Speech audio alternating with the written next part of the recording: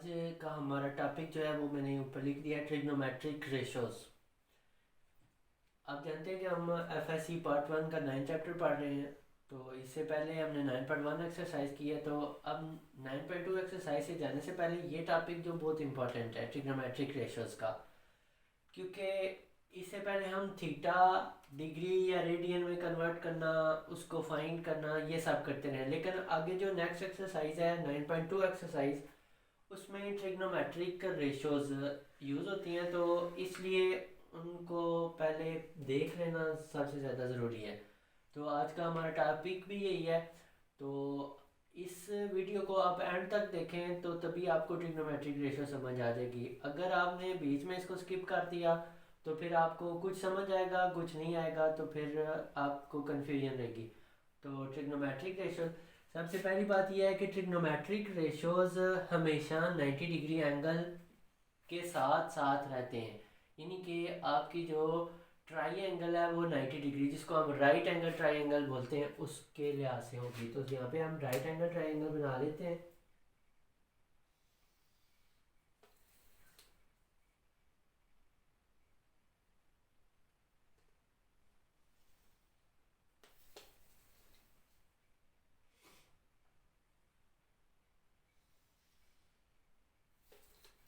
ये हमने एक राइट एंगल ट्राई एंगल बना लिया जिसका एक एंगल 90 डिग्री का है। ये आपका 90 डिग्री का है, ये आपका थीटा है। अब सबसे पहली जो बात याद रखनी है वो ये है कि जो आपकी 90 डिग्री के अपोजिट स्लोप है उसको आपने सी का नाम देना है, स्मॉल सी। और इसका जो ये वाला पॉइंट आएगा वो कैपिटल सी। यहाँ पे ए, यहाँ पे बी, इस ए के अपोजिट में स्मॉल ए, और इस बी के अपोजिट में, इस ए के अपोजिट में स्मॉल ए और इस बी के अपोजिट में स्मॉल बी। ये एक राइट एंगल ट्राइंगल मैंने बना लिया। अब सबसे पहले इनके नाम। 90 डिग्री के साथ जो आपका एंगल बनता है वो आपका बेस होता है। ये बी है तो ये आपका बेस। जो थीटा के सामने वाली साइड होती है, अपोजिट साइड, थीटा के अपोजिट साइड में, वो आपका एल्टीट्यूड या परपेंडिकुलर होता है। दो नाम है इसके। इसको या एल्टीट्यूड कहते हैं या परपेंडिकुलर कहते हैं। और जो स्लोप होती है उसको हम हाइपोटेनस कहते हैं, हाइपोटेनस। अब इन्हीं से हम ट्रिग्नोमेट्रिक रेशियोज लेते हैं। अब एक सेंटेंस जो बहुत ही मशहूर सेंटेंस है, 3 सेंटेंस है, उनको मैं यहाँ लिख देता हूँ, जिसकी वजह से हम ट्रिग्नोमेट्रिक रेशियोज आसानी से निकाल लेते हैं। सबसे पहले है सम पीपल हैव, सेकंड है कर्ली ब्राउन हेयर, थर्ड है थ्रो प्रॉपर ब्रशेस। ये सेंटेंस बहुत ही इंपॉर्टेंट है। देखें, हर वर्ड का फर्स्ट लेटर मैंने कैपिटल लिखा है। SPH, CBH और TPB। अब जो बेसिक ट्रिग्नोमेट्रिक रेशियोज हैं वो 6 हैं। 3 बेसिक हैं और 3 उनके रेसिप्रोकल हैं। अब वो 3 कौन कौन से हैं? जो कंप्लीट है वो सबसे पहले है साइन, सेकंड है कॉज, इसको कोसाइन कहते हैं।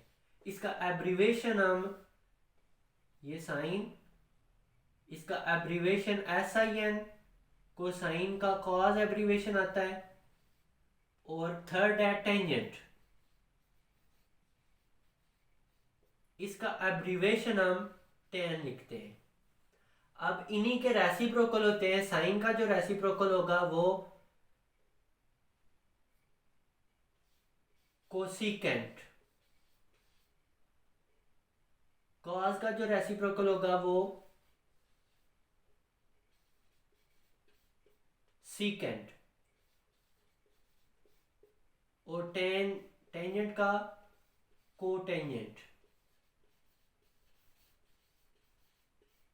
ये इनके एब्रीविएशन सॉरी इनके रेसिप्रोकल्स है।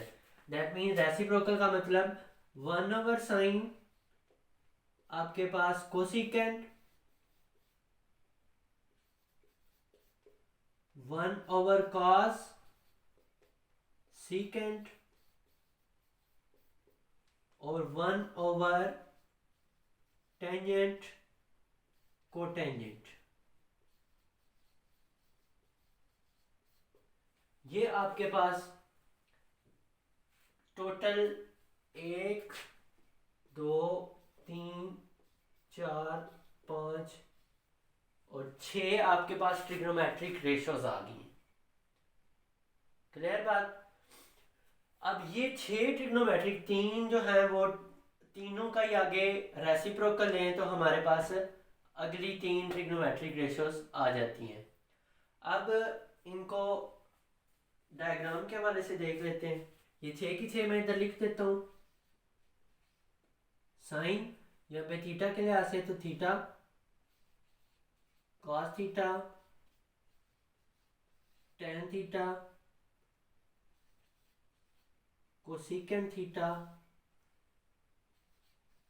सीकेंट थीटा और कॉट थीटा। अब ये सेंटेंस मैंने क्यों लिखे थे, अब जरा गौर करना है। Some people have, S P H, इनके फर्स्ट लेटर मैंने ले लिए। S sine theta, P perpendicular,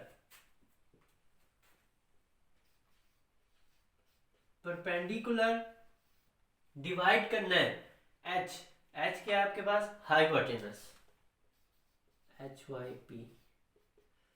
अब परपेंडिकुलर साइड को हमने लिया था ए, हाइपोटेनस की साइड को लिया था हमने सी। ये आपके पास हो गया साइन थीटा। अब cos theta, curly brown hair, C B H, C for cos theta, brown B, B देखें जी ये लिखा हमने, बेस, तो ये हो जाएगा बेस, आगे H, H for hypotenuse. Base की साइड को हमने लिया था बी और हाइपोटेनस की साइड सी। अब इसी तरह tangent, through proper brushes T P B, T for tangent theta, P perpendicular, over B base, base को हमने